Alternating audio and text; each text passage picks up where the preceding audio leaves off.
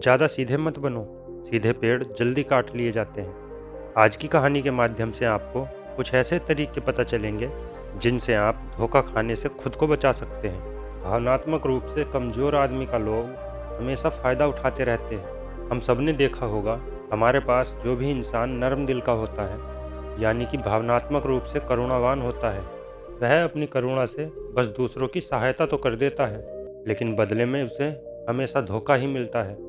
तो क्या एक इंसान को भावनात्मक नहीं होना चाहिए? क्या उसे दूसरों पर भरोसा नहीं करना चाहिए? दूसरों की सहायता नहीं करनी चाहिए? क्या करुणावान और संवेदनशील होना गुनाह है? कोई गलती है? पाया तो ये जाता है कि कोई संवेदनशील आदमी दिल का अच्छा होता है, दूसरों की सहायता करता है, दूसरों का ख्याल रखता है, दूसरों से प्रेम करता है। प्रेम भी तो एक संवेदना ही है, वह भी तो एक भावना का रूप है। क्या प्रेम करना भी गलत हो जाता है? और ये तो आप सबको पता ही होगा कि प्रेम तो एक आध्यात्मिक साधना का एक बहुत महत्वपूर्ण कदम है। तो किस प्रकार एक इंसान समाज में करुणावान, संवेदनशील और दयालु, यानी कि एक अच्छा आदमी बनकर रह सकता है, ताकि लोग उसका फ़ायदा भी ना उठा पाएँ और वह अपने मन की अच्छाई, अपने मन की कोमलता, करुणा सब कुछ बरकरार भी रख सके। तो दोस्तों, आइए समझते हैं इस छोटी सी कहानी के माध्यम से। लेकिन कहानी शुरू करने से पहले अगर आप हमारे चैनल पर नए हैं तो वीडियो को लाइक करके चैनल को सब्सक्राइब अवश्य कर लें। और अगर आप भगवान गौतम बुद्ध को मानते हैं तो कमेंट में नमो बुद्धाय लिखें। तो चलिए कहानी को शुरू करते हैं। एक बार एक युवा लड़का जंगल के पेड़ पर मुक्के मार रहा था। वह बड़े जोर जोर से मुक्के मार रहा था। वह अपने मन का गुस्सा निकालने की कोशिश कर रहा था। शायद उसे किसी ने धोखा दिया था या उसके साथ बहुत बुरा हुआ था, जिससे वह बहुत ज़्यादा परेशान था। उसे कहीं भी शांति नहीं मिल रही थी। वह लगातार उस पेड़ पर मुक्के मार रहा था, जिससे उसकी उंगलियां लहूलुहान हो चुकी थी। उसी जंगल में एक शीतल पानी का झरना था। वहां पर एक भिक्षु रोज शाम के समय स्नान करने के लिए आया करते थे। यह उनका नित्य का नियम था। आज जब वह भिक्षु इस रास्ते से स्नान करने के लिए उस जंगल में आया तो उसने उस लड़के की हालत देखी। वह जोर जोर से चीख रहा था, रो रहा था और लगातार पेड़ पर मुक्के मारे जा रहा था। उस लड़के के आसपास कोई मौजूद नहीं था। इससे उस भिक्षु को उस युवक की चिंता होने लगी। उसने सोचा कि अगर इसे मैं ऐसे ही छोड़ दूं और कहीं ये आत्महत्या कर ले, तो ऐसे विचार आने के बाद भी वे कुछ नहीं बोले और लगातार उस युवक की तरफ देखते रहे। भिक्षु एकदम चुपचाप खड़ा हुआ था।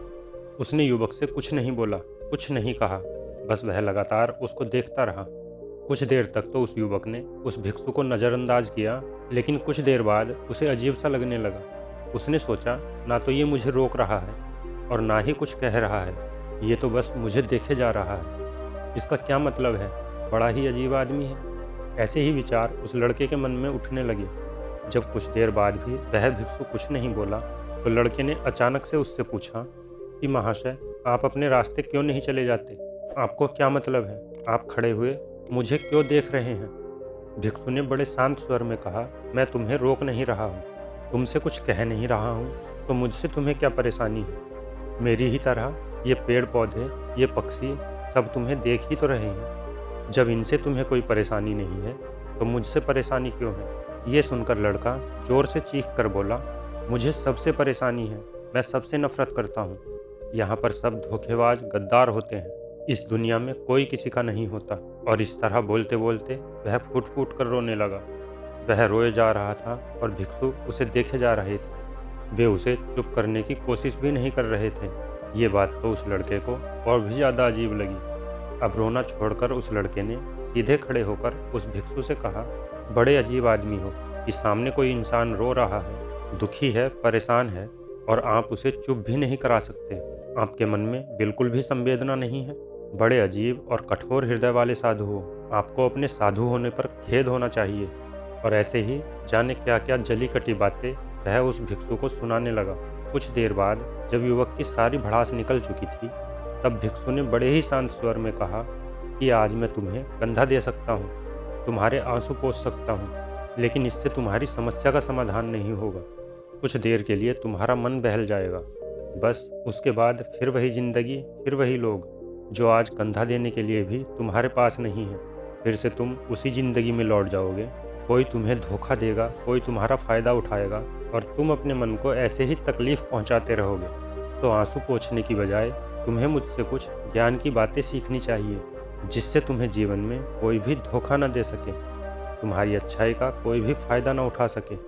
याद रखना, आंसू पोंछने वाले तो तुम्हें बहुत मिल जाएंगे, लेकिन ज्ञान और सही समझ देने वाला कभी कभी कोई इंसान मिलता है। भिक्षु ने बताया कि मैं पास ही के झरने में स्नान करने के लिए जा रहा हूँ। बड़ा ही शीतल पानी है वहाँ का। अगर तुम चाहो तो तुम भी मेरे साथ चल सकते हो। यहाँ पर अकेले परेशान होने से अच्छा है कि तुम झरने के शीतल पानी में स्नान करो, जिससे तुम्हारा दिमाग, मन, मस्तिष्क और शरीर सब कुछ पवित्र हो जाएगा। यह सुनकर वह लड़का उस भिक्षु के पीछे पीछे चलने लगा। जंगल के बीचों बीच रास्ता झरने की तरफ जाता था। जंगल में सन्नाटा छाया हुआ था। उनके पैरों के नीचे सूखे पत्तों के चरमराने की आवाज़ पूरे जंगल में गूंज रही थी। आज पूर्णिमा की रात थी और आसमान में चांद अपनी उजली रोशनी जंगल में चारों ओर बखेर रहा था। उस रोशनी में दोनों उस झरने की तरफ बढ़ते चले जा रहे थे। रास्ते में चलते चलते युवक ने उस भिक्षु से कहा कि महात्मन, आपकी ज़िंदगी मस्त है, आपको किसी चीज़ की कोई परेशानी नहीं है। आपको पता है कि दुनिया में कैसे कैसे लोग बसते हैं, कितने धोखेबाज, कितने मक्कार, और सबसे बड़ी बात कि अपने लोग ही धोखा देते हैं, जिनसे हम प्रेम करते हैं, जिनको हम अपना मानते हैं। जब उन्हीं से धोखा मिलता है तो कैसा महसूस होता है। कभी कभी तो ऐसा लगता है कि भोले और दयालु लोगों के लिए ये दुनिया नहीं बनी है। ये दुनिया धोखेबाजों के लिए है, मक्कारों के लिए है। वही यहाँ पर फलते फूलते हैं, वही यहाँ पर आनंद से जीते हैं, और हमारे जैसे लोग जो दूसरों की सहायता करते हैं, दूसरों को अपना मानते हैं, वह हमेशा जीवन भर दुख में रहते हैं। यही जीवन की सत्यता है। यही संसार है जिसमें हमें रोज घुट घुट कर मरना पड़ता है। आपने सही किया, ऐसी जिंदगी को त्याग दिया, पीछे छोड़ दिया। अब बस अपने में मस्त, किसी से कोई परेशानी नहीं है, किसी की कोई चिंता नहीं है। मैं भी सोचता हूँ कि मैं भी संन्यास ले लूँ, छोड़ दूँ इस दुनिया को। ये सोचकर उस भिक्षु ने कहा कि तुम्हें क्या लगता है, सन्यासी जीवन बहुत आसान होता है? भिक्षु ने बड़े शांत स्वर में कहा कि तुम्हें तो 2 वक्त की रोटी बड़ी शांति से मिल जाती है, हमें तो कभी कभी वह भी नसीब नहीं होती। अगर भिक्षा मिल जाती है तो हम खा लेते हैं, वरना हमें तो भूखा ही सोना पड़ता है। यही सन्यासी जीवन है। हमें हमेशा नीचे सोना पड़ता है, सिर्फ एक लंगोट में रहना पड़ता है। चाहे कैसा भी मौसम क्यों ना हो, तो ये सब तुम्हें आसान लगता है, तो तुम भी सन्यासी बन जाओ। युवक ने कहा कि आप कहते तो ठीक ही हैं, संघर्ष तो दोनों तरफ है, सांसारिक जीवन में भी और सन्यासी जीवन में भी। वैसे सांसारिक जीवन भी अच्छा है, लेकिन तब तक जब तक घर परिवार में सुख शांति बनी रहे, धोखा ना मिले, हमारे लोग हमारा फ़ायदा ना उठाएं, हमसे झूठ ना बोलें, हमें धोखा ना दें, तब तो जीवन जीने का आनंद होता है, वरना तो जीवन नर्क हो जाता है। भिक्षु ने कहा, देखो, संन्यास अपने मन से लिया जाता है। जब हमारा मन कहता है कि हमें संन्यास के मार्ग पर सफलता हासिल करनी है, आगे बढ़ना है, तो ही सन्यासी जीवन सफल हो पाता है। लेकिन तुम अपने घर से परेशान होकर, दूसरे लोगों से परेशान होकर सन्यासी बनना चाहते हो, तो तुम्हारा सन्यासी जीवन भी कभी सफल नहीं होगा। इससे अच्छा तो अगर तुम सांसारिक जीवन में कुछ तरीके, कुछ नियम अपनाओ, तो दूसरे लोग तुम्हें धोखा नहीं दे पाएंगे। सबसे पहले तो यह समझो कि धोखा उन्हें ही मिलता है जो भावनात्मक रूप से कमज़ोर होते हैं, जिनका दिल जल्दी पिघल जाता है, जो दूसरों को दुख में नहीं देख पाते। ऐसे लोगों के साथ धोखा होने की संभावना ज़्यादा होती है, क्योंकि कोई भी आदमी अपनी परेशानी बताकर, अपने को दुख में बताकर तुम्हारा फ़ायदा उठा सकता है। क्या पता वह झूठ बोल रहा हो, वह दुखी होने का अभिनय कर रहा हो, लेकिन आपको तो सच ही लगेगा। और उसके बाद जब आपको पता लगता है कि आपके साथ धोखा हो गया है, तो आपका मन अंदर से टूट जाता है। इसीलिए सबसे पहली बात याद रखना कि किसी भी व्यक्ति को ये एहसास मत होने दो कि तुम भावनात्मक रूप से कमज़ोर हो। अंदर से तुम्हारा दिल नर्म है। अगर उन्हें आपकी यह कमज़ोरी पता चल गई, तो वह कोई ना कोई जाल रचकर आपका फ़ायदा उठाने की ज़रूर कोशिश करेंगे। चाहे अंदर से आप संवेदनशील हो, दूसरों की मदद करने वाले हो, लेकिन किसी को एहसास मत होने दो, ऊपर से कठोर बने रहो। जब लोगों को लगेगा कि इससे कुछ बोलने का फ़ायदा ही नहीं है, ये आदमी कठोर है, ये नहीं पिघलेगा, तो खुद ब खुद जो लोग झूठे हैं, मक्कार हैं, वो आपके पास आएंगे ही नहीं। वे उन्हें चुनेंगे जो उनके आसान शिकार होंगे। दूसरी बात समझने की यह होती है कि हम बहुत जल्दी दूसरों पर विश्वास कर लेते हैं और हमारी जल्दी विश्वास करने की आदत ही हमें हानि पहुंचाती है।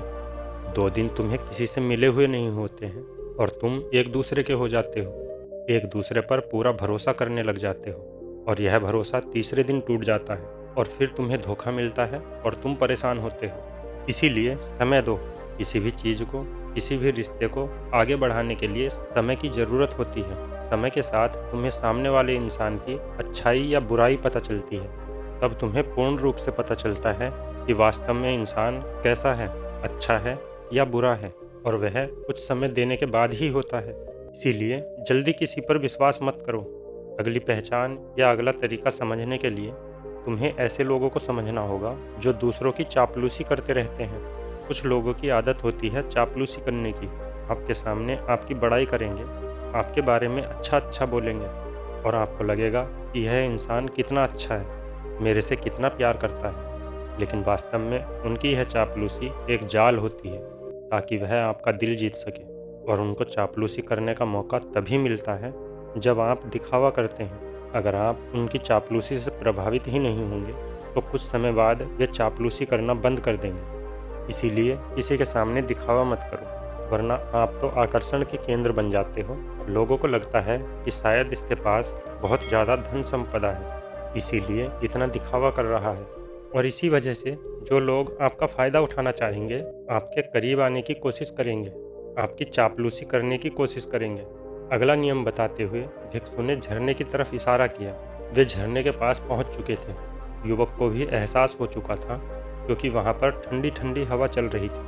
ढलान की तरफ जाते हुए भिक्षु ने कहा कि सांसारिक जीवन में एक बात समझने की यह होती है कि हम जिसकी सहायता कर रहे हैं, जिस भी रूप में, धन से, शारीरिक रूप से या जिस भी अवस्था में हम किसी की सहायता कर रहे हैं, तो हमें यह ख्याल रखना चाहिए कि सामने वाला वापस कभी भविष्य में हमारी सहायता करने योग्य है या नहीं है। अगर किसी को पैसा उधार दे रहे हो तो यह समझो कि उसके पास आय का कोई साधन है कि नहीं है। कल वह भविष्य में तुम्हें वापस कर पाएगा कि नहीं कर पाएगा। अगर वह नहीं करेगा तो तुम्हें तकलीफ होगी, तुम्हें दुख होगा। ऐसे तो इंसान करुणावश भिखारियों को भी भीख देता है, लेकिन वह गलत नहीं है, क्योंकि जो भी पैसा आपने सामने वाले को दिया है उससे आपके ऊपर कोई ज़्यादा प्रभाव नहीं पड़ेगा।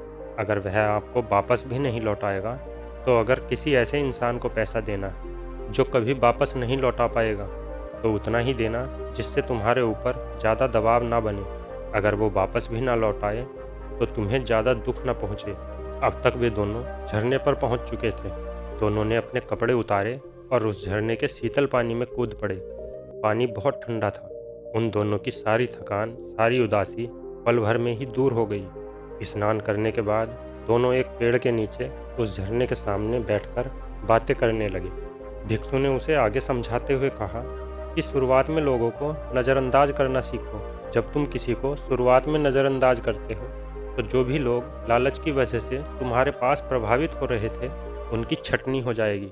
जब तुम उनको नज़रअंदाज करोगे तब कोई 1-2 बार लोग तुम्हारे पास आने की कोशिश करेंगे। उसके बाद वो तुमसे दूरियां बना लेंगे और जो आदमी तुम्हारी इंसानियत, तुम्हारी अच्छाई देखकर तुम्हारे पास आएगा, वो नज़रअंदाज करने के बावजूद भी तुम्हारे करीब ही बना रहेगा। और यही तो एक सच्चे इंसान की पहचान होती है। जो हमारे अपने होते हैं उनसे हम लड़ भी लेते हैं, झगड़ भी लेते हैं, उसके बावजूद भी वे हमारी बातों का बुरा नहीं मानते हैं। चाहे थोड़े समय के लिए वे हमसे नाराज़ रहें, लेकिन कुछ समय बाद हम फिर से एक हो जाते हैं। और यही तो घर परिवार का मतलब होता है, यही तो अपनों का मतलब होता है। इसीलिए शुरुआत में अनजान लोगों को नज़रअंदाज करना सीखो, इग्नोर करना सीखो, ताकि धोखेबाज, मक्कार लोग तुम्हारे पास भी ना आ पाएं। अपने इस वार्तालाप को ख़त्म करते हुए भिक्षु ने आखिरी बात बताते हुए कहा कि ये आखिरी सीख सबसे ज़्यादा महत्वपूर्ण है। सब कुछ होने के बाद भी तुम्हें धोखे मिल सकते हैं, लेकिन अगर तुम अपनी आँख, कान और दिमाग खोलकर रखते हो, अगर तुम होश में रहोगे, ध्यान करोगे, तो तुम्हें इंसान की आंखें देखकर ही समझ में आ जाएगा कि उसे तुमसे क्या चाहिए। तुम उसकी इच्छा और उसका स्वभाव उसकी आंखों में ही पढ़ सकते हो। लोगों की आंखों में, उनकी वाणी में, उनके स्वभाव में उनका सब कुछ दिखाई देता है। बस हम ही अपनी आंखें बंद करके रहते हैं। दूसरे लोगों से जानो, उसके रिश्तेदारों से जानो, उसके परिवार वालों से जानो, कि वह इंसान कैसा है, दूसरों के साथ उसका व्यवहार कैसा है। उसकी पड़ताल करो, जब किसी पर विश्वास करो। ऐसे ही किसी पर विश्वास मत कर लेना, पहले अपनी पूरी संतुष्टि करना। अगर तुम किसी के साथ लंबे समय तक भरोसा करना चाहते हो, किसी के साथ कोई संबंध बनाना चाहते हो, कोई दोस्ती करना चाहते हो या किसी की मदद करना चाहते हो, तो इन सभी परिस्थितियों में तुम्हें यह जरूर पता होना चाहिए कि दूसरे लोग उस इंसान के बारे में क्या सोच रखते हैं। इसके बाद तुम जीवन में कभी भी धोखा नहीं खाओगे और तुम्हें कभी भी धोखे की वजह से पछताना नहीं पड़ेगा। इसी तरह की बातें करते हुए भिक्षु और वो लड़का जंगल से बाहर आ गए और अपने अपने घर चले गए। कभी भी किसी पर भी भरोसा करने से पहले उसके बारे में अच्छे से समझो, जानो, समय दो, फिर भरोसा करो। हमें आशा है कि आपको यह वीडियो पसंद आई होगी। इसी तरह के मोटिवेशनल वीडियो देखने के लिए आप हमारे चैनल को सब्सक्राइब जरूर कर लें। फिर मिलते हैं इसी तरह की ज्ञानवर्धक कहानी के साथ। तब तक के लिए धन्यवाद। नमो बुद्धाय।